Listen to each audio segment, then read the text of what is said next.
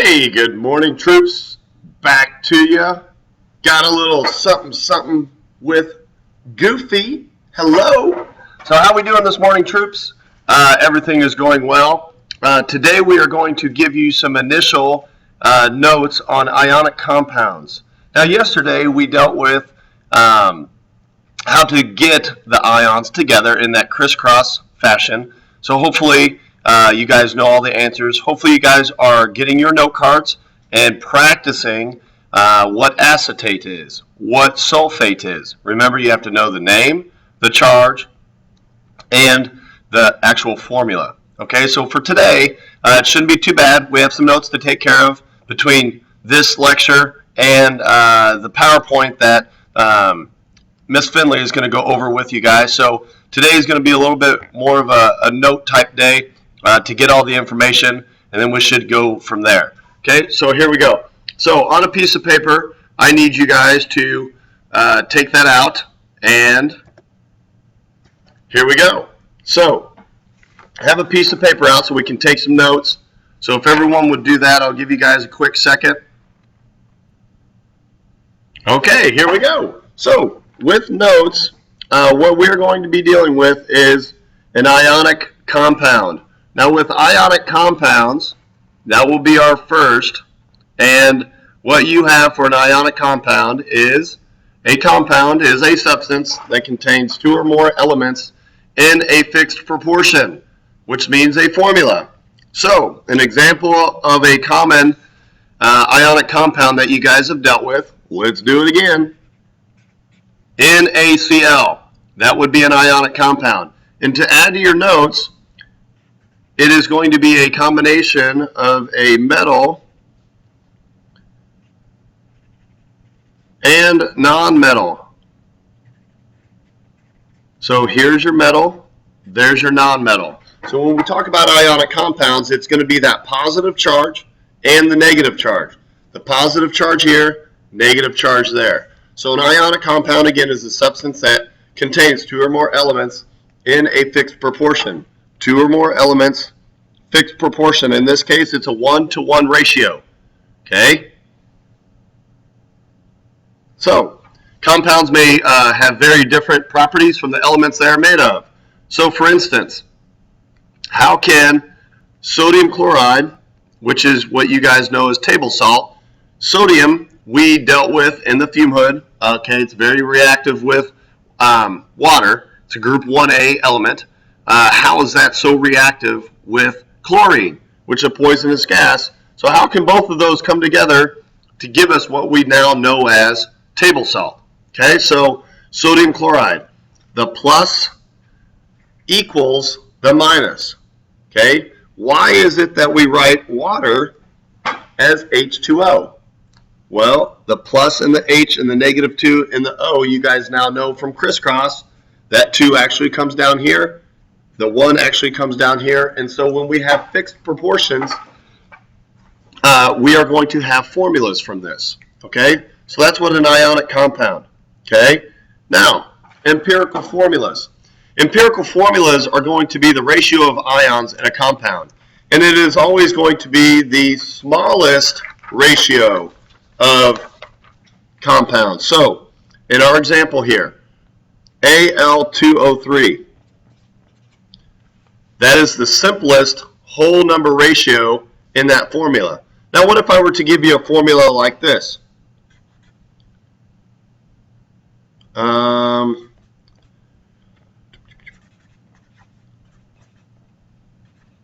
Mg2S2. Okay, Mg2S2, magnesium sulfide. Now, do you guys see that we have a 2 here and a 2 here? Okay, can we simplify those 2's? Yeah, we can. Okay, so we go MgS. Okay, this right here is an empirical formula, the simplest whole number ratio of that formula. Okay, let's do another one.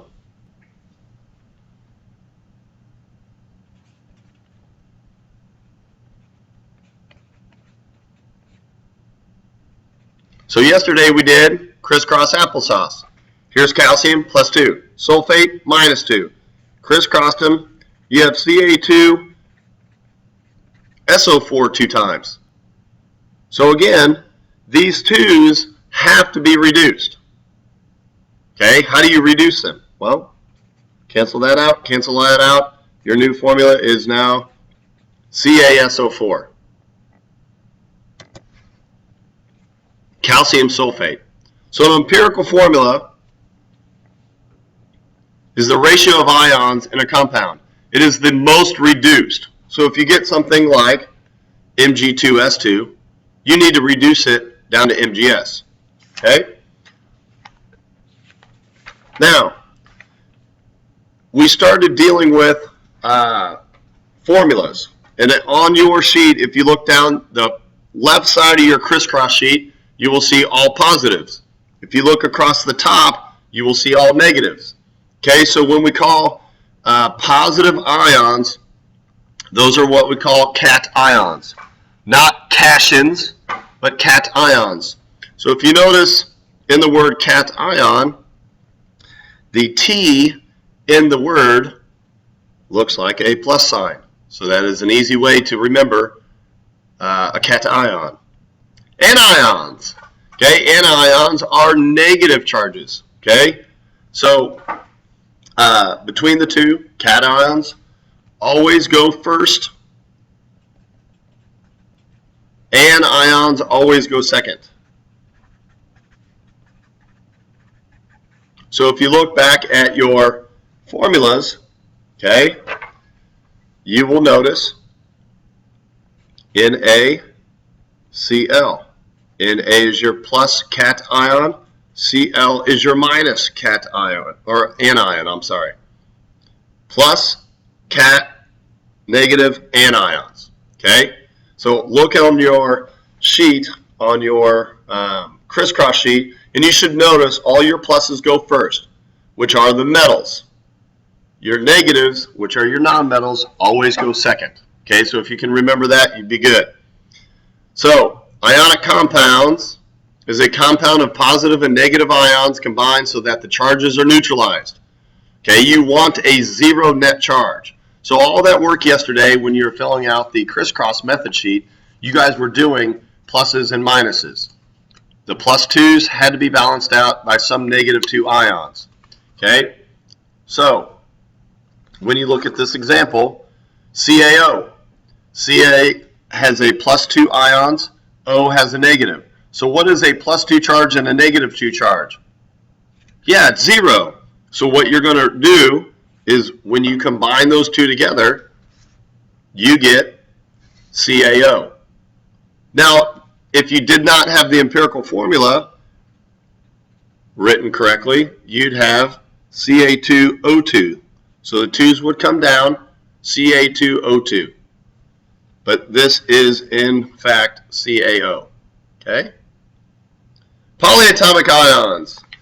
Woo! So this is what you guys should be learning. This was on the back of your crisscross sheet. It is a charged group of covalently bonded atoms. Okay, so in this case, you're going to have multiple atoms. So you can look on the back of your crisscross sheet, and those 12 items that you should have highlighted yesterday are going to have to be memorized eventually. Okay? So we did the crisscross method already. So these are your initial notes on the ionic compounds. Now, Ms. Finley will give you guys the additional PowerPoint presentation, which will be right here. Okay, so I will stop. I hope you guys have a wonderful day. Hopefully you guys will get these ionic compound notes. Very simple, pluses and minuses. Pluses always go first, and the minuses always go second, and that is how we are going to start our first naming. So what you now have is how to name, and tomorrow's video will be working on problems that deal with naming of ionic compounds.